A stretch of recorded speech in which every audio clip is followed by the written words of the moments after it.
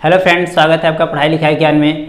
आइए अब हम लोग फ्यूचर कंटिन्यूअस टेंस के नेगेटिव और इंट्रोगेटिव सेंटेंस को देख लेते हैं। इसके पहले वीडियो में हमने फ्यूचर कंटिन्यूअस टेंस के अफर्मेटिव सेंटेंस को देखा था, तो अब हम लोग नेगेटिव और इंट्रोगेटिव सेंटेंस को देख लेते हैं। तो हम देखते हैं सबसे पहले नेगेटिव सेंटेंस। तो हमने कई बार बताया है, जब भी कोई नेगेटिव सेंटेंस को ट्रांसलेट करते हैं तो उसमें प्रयुक्त होने वाली हेल्पिंग वर्ब जो भी होती है विल या शैल, उन्हीं के बाद यानी जो जिस सेंटेंस की जिस टेंस में जो हेल्पिंग वर्ब होती है उसी के बाद नॉट का प्रयोग करते हैं।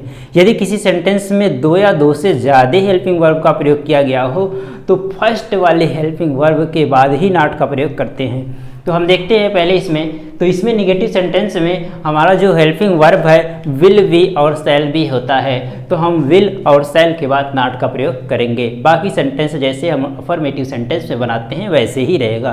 तो देख लेते हैं इसका स्ट्रक्चर। सबसे पहले हमारा सब्जेक्ट होगा, उसके बाद विल या शैल होगा, उसके बाद नॉट का प्रयोग करेंगे, उसके बाद बी, उसके बाद वर्ब के फर्स्ट फॉर्म में आईएनजी, उसके बाद ऑब्जेक्ट, अदर वर्ड, उसके बाद प्लेस और टाइम। एग्जाम्पल्स देख लेते हैं। चपरासी घंटी नहीं बजा रहा होगा। चपरासी घंटी नहीं बजा रहा होगा। स्कूल में घंटी बजाने का काम चपरासी ही करते हैं, तो चपरासी घंटी नहीं बजा रहा होगा तो क्या हो जाएगा, चपरासी को क्या बोलते हैं, peon. The peon will not B, देखिए आई और वी के साथ शैल का प्रयोग करते हैं, बाकी सबके साथ विल का प्रयोग। The peon will not be ringing the bell. The peon will not be ringing the bell. Ring means होता है बजाना, रिंगिंग, उसमें आईएनजी लगा देंगे, रिंगिंग हो जाएगा। दूसरा सेंटेंस देखते हैं। वह लड़की बाथरूम में स्नान नहीं कर रही होगी।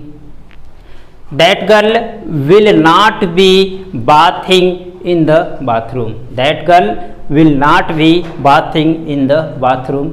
इंट्रोगेटिव सेंटेंस देख लेते हैं। इंट्रोगेटिव सेंटेंस दो प्रकार के होते हैं, हम हर बार बता चुके हैं। एक होता है क्या से प्रारंभ होने वाला, दूसरा होता है जिसमें क्या क्यों कब कैसे कहाँ बीच में आते हैं। जब क्या क्यों कब कैसे कहाँ बीच में आते हैं तो उसके लिए अलग रूल, और क्या से प्रारंभ होने वाले के लिए अलग रूल। तो सबसे पहले हम लोग क्या से प्रारंभ होने वाले वाक्य देख लेते हैं। तो क्या से प्रारंभ होने वाले वाक्य के लिए क्या किया जाता है, क्या की अंग्रेजी न लिख के बल्कि उसमें प्रयुक्त होने वाली हेल्पिंग वर्ब को सबसे पहले लिख देते हैं। तो इसमें हेल्पिंग वर्ब विल या शैल होता है। अगर जिसमें दो या दो से अधिक हेल्पिंग वर्ब का प्रयोग किया गया हो तो सिर्फ पहले वाले हेल्पिंग वर्ब को सबसे पहले लिखा जाता है, दूसरे वाले हेल्पिंग वर्ब को सब्जेक्ट के बाद लिखते हैं। तो इसको देख लेते हैं स्ट्रक्चर। सबसे पहले विल या शैल लिखेंगे, उसके बाद सब्जेक्ट, उसके बाद नॉट, उसके बाद बी जो है दूसरा वाला हेल्पिंग वर्ब है, इसको सब्जेक्ट के बाद, और यदि नॉट आता है तो नॉट के भी बाद लिखते हैं। नॉट तो ऑप्शनल है, यदि आता है तो प्रयोग करेंगे, नहीं आता है तो नहीं करेंगे। उसके बाद वर्ब के फर्स्ट फॉर्म में आएंगे object, other word, place, time, अंत में क्वेश्चन मार्क जरूर लगाएंगे। दूसरा वाला रूल्स देख लेते हैं जिसमें क्वेश्चन वर्ड्स बीच में आते हैं।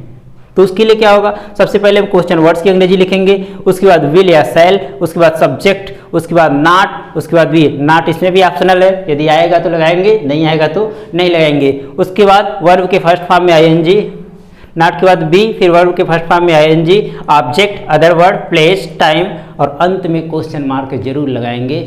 आइए हम लोग एग्जाम्पल्स देखते हैं, एग्जाम्पल से ज़्यादा क्लियर होता है। क्या अध्यापक मोहन को पढ़ा रहे होंगे, क्या से प्रारंभ है, क्या सबकी अंग्रेजी नहीं लिखना है बल्कि विल या शैल को सबसे पहले लिख देना है।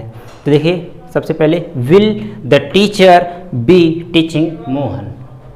Will the teacher be teaching Mohan. दूसरा वाला एग्जाम्पल देख लेते हैं। क्या हम लोग अपने मित्रों की सहायता नहीं कर रहे होंगे। तो देखिए इसमें हम लोग आ गया, आई और वी के साथ शैल का प्रयोग किया जाता है, तो इसमें हम लोग आ गया।